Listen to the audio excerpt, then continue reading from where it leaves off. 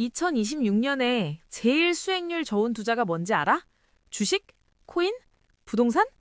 아니야, 다 아니야. 정답은 부자 부모 밑에 태어나기야. 장난 같지? 근데 진짜 한국은행이 공식적으로 인정한 거야. 부모 자산 순위가 10계단만 높으면 네가 아무것도 안 해도 자동으로 3.8계단 위에서 시작한다는 거지. 어떤 투자 상품도 이거 못 이겨. 왜냐고? 노력 제로, 위험 제로, 수익은 평생 보장. 1960년대만 해도 이게 1.8배였대. 그때는 노력하면 진짜 역전 가능했던 거야. 근데 1990년대생부터는 3.8배로 확 뛰었어. 오늘 우리 같이 볼 건 이 부모 찬스라는 게 어떻게 우리나라를 계급 사회로 만들어 보렸는지야. 한국은행 보고서 가지고 숫자로 다 보여줄게. 좀 불편할 수도 있어. 근데 이게 지금 2026년 현실이야. 딱 10분만 투자해봐. 이 영상 보고 나면 네가 지금 서 있는 위치가 왜 이런지, 앞으로 어떻게 해야 할지 보일 거야. 자, 시작하기 전에 구독 버튼 한번 눌러주고 좋아요도 미리 박아놔. 그리고 네 생각은 댓글로 꼭 남겨줘. 이런 얘기일수록 우리끼리 더 많이 나눠야 하거든. 그럼 바로 시작할게. 한국은행 알지? 금리 정하고 물가 잡고 그러는데. 그 한국은행이 2026년 초에 진짜 충격적인 보고서를 하나 냈어. 제목은 좀 지루해. 세대 간 경제적 이동성 분석. 근데 내용은 완전 폭탄이야. 쉽게 말하면 부모가 가난하면 자식도 가난하고 부모가 부자면 자식도 부자다. 이걸 국가기관이 공식으로 인정한 거야. 우리 부모님 세대, 그러니까 1960, 70년대생까지만 해도 괜찮았어. 부모가 가난해도 열심히 공부하고 기술 배우고 사업하면 올라갈 수 있었거든.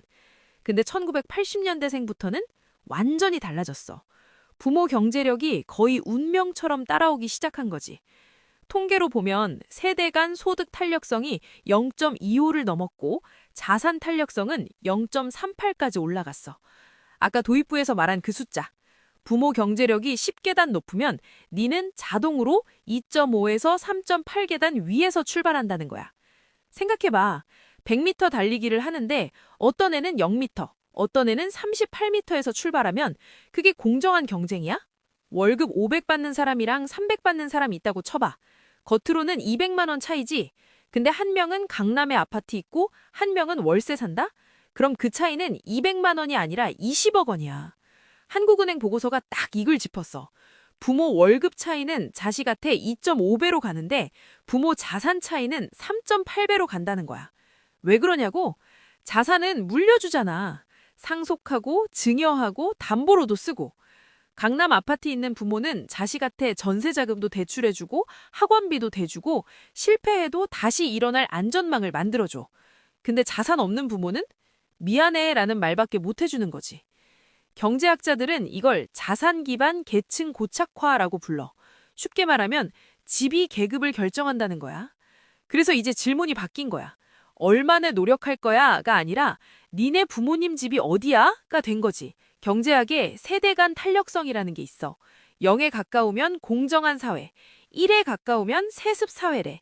북유럽은 0.15 정도야. 부모가 부자든 가난하든 네가 잘하면 성공할 수 있다는 거지. 미국은 0.47인데 이게 엄청 높은 거래. 그래서 아메리칸 드림은 죽었다는 말이 나오는 거고. 그럼 우리나라는? 우리 부모님 세대인 1960, 70년대생은 0.18이었어. 북유럽이랑 비슷했던 거야. 근데 우리 세대, 1980, 90년대생은 소득 탄력성 0.25, 자산 탄력성 0.38이야. 특히 자산 탄력성 0.38이 진짜 충격적이야. 부모 자산 순위가 10계단 높으면 니는 자동으로 3.8계단 위에서 출발한다는 거거든.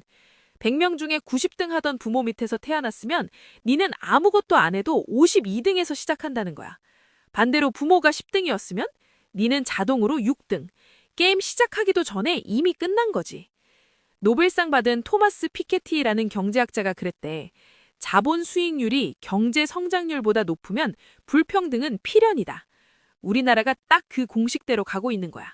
진짜 신기한 통계 하나 보여줄게. 부모가 소득 하위 25%인 애들 중에 수도권 사는 애는 커서 상위 25%로 올라갈 확률이 12%야. 낮지? 근데 지방 사는 애는 4%야. 똑같이 가난한데 서울 사느냐 지방 사느냐에 따라 성공 확률이 3배 차이나. 말이 돼? 더 황당한 건 옛날엔 이런 차이가 없었다는 거야. 80년대만 해도 지방에서도 개천에서 욕 났거든. 지방 공장도 있고 대기업 지사도 있었고 지방대도 괜찮았으니까. 근데 2000년대 마법하면서 좋은 일자리는 서울로, 좋은 대학은 서울로, 좋은 병원도 서울로 다 몰렸어. 지방은 그냥 소멸 위기라고 방치된 거지. 경제학에서는 이걸 집적 경제라고 불러. 사람이랑 돈이 한 곳에 모이면 시너지가 생긴다는 거야. 근데 그 시너지 누리려면 수도권 집값이라는 입장료를 내야 해. 결국 개천에서 용나려면 개천을 떠나라는 말은 틀렸어. 진짜 정답은 개천에서 용나려면 부모가 서울로 이사 가져야 한다야. 1980년대생 중에 부모가 가난한데 지방에 그냥 남으면 어떻게 될까? 80% 확률로 평생 가난해. 우리 부모님 세대, 그러니까 1960년대생 때는 50%였어. 반반이었던 거야. 노력하면 절반은 벗어났어. 근데 지금은 10명 중 8명이 가난을 물려받는 거지. 왜 그러냐고? 지방엔 사다리가 없어 그래. 지방대 나와도 취직할 대기업이 없어.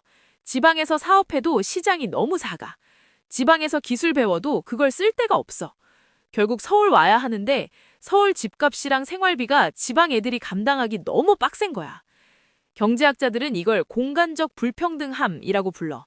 한 번 지방에 태어나면 그 지역 경제 수준 때문에 못 빠져나온다는 거지. 더 화나는 건 이게 네 잘못이 아니라는 거야.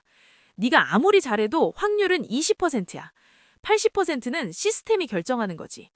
네가 아무리 잘해도 네가 태어난 우편 번호가 네 미래의 80%를 결정한다는 거지. 마지막으로 통계 하나만 더 볼게. 이거 진짜 충격적이야. 지방 출신의 부모가 가난한 애들이 커서 상위 25%로 올라가는 비율.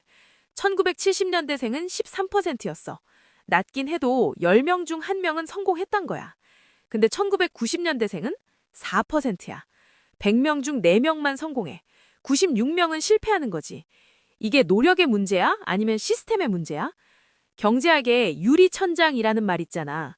안 보이는데 못 넘는 벽. 근데 지금 우리나라는 유리천장이 아니야. 콘크리트 벽이야. 아예 문이 잠겨버린 거지.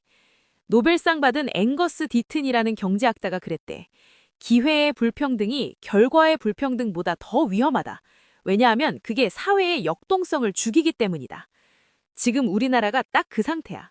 4%라는 숫자는 노력해봤자 소용없어 라는 절망의 증거야. 그리고 그 절망이 저출산, 이민, 사회 갈등으로 다 이어지는 거고. 여기까지가 진단이야. 이제 앞으로 어떻게 될지 얘기해볼게. 계급 고착화는 그냥 불공정해로 끝날 문제가 아니야. 이건 나라 망하는 문제야. 첫째, 저출산. 지방 애들은 결혼도 출산도 포기해. 어차피 애한테 물려줄 게 없잖아. 수도권 애들도 마찬가지야.